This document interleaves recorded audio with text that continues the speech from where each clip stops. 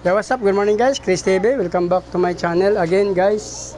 Today is Saturday guys, May 25. Medyo makulimlim ngayon guys, mambon-ambon. Medyo sad tayo ngayon. Dahil na-discover ko pala guys yung aking mga RDSS na breeder guys. Ayun no, kami namatay, tatlo. Ayun pa isa sa baba.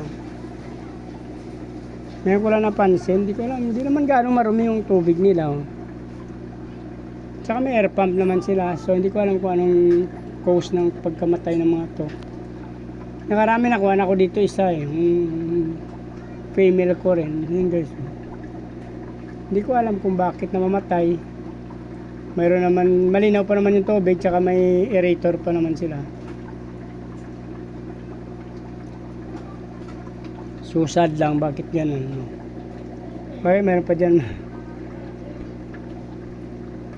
Dinagdagan ko pa tubig kahapon, baka yun ang dahilan. Hindi ko alam guys Sinagdagdag ako ng tubig dito kahapon pala. Pero stock water na rin yun, 3 days na yun. Palitan ko na lang itong tubig para may salba ko pa yung mga natitira.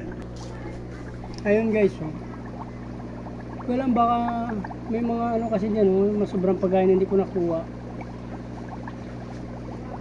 Palitan na rin natin ng tubig. Meron pa natira guys yan Kaso puro female na lang. Yung male ko na dalawang maganda namatay na.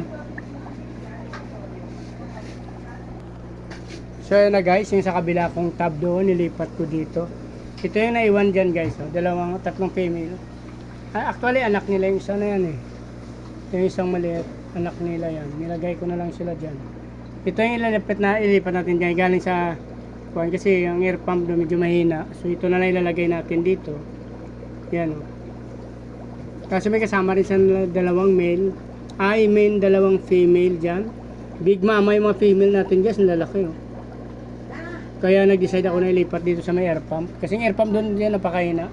May dalawang female din ito na napakalaki din. So naghahanap pa tayo ng isang male pa para maging dalawang male dito,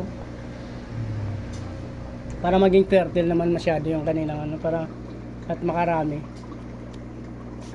Dito ko kinuha ang dito ko guys kinuha yung isang tryo na yun na nilipat natin doon. May mga fry dyan malalaki na, so yan na lang iwanan natin dyan. Dyan na lang natin palakihin ng ilang piraso yan, 4 na RDSS guys.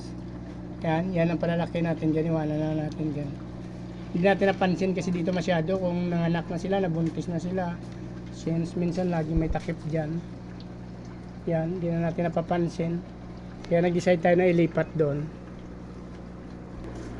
So yun guys, acclimate muna natin ng 20 to 30 minutes. Yan na lang muna pansamantala, isang male, maging 5 female dyan. Maghanap pa tayo ng magandang RDSS na male at dalagdagan natin ng isa dito. So kung natapos nyo itong gusto ng video na to guys, please like, follow, subscribe sa aking YouTube channel. Sama nyo na rin notification bell guys para updated kayo sa mga video na in-upload natin araw-araw. Maraming salamat sa patuloy na support at panonood guys. Pakipollow nyo na rin guys sa aking Facebook page, Chris Moliano. Maraming salamat at mabuhay kayo hanggang gusto nyo. Bye bye! Good morning!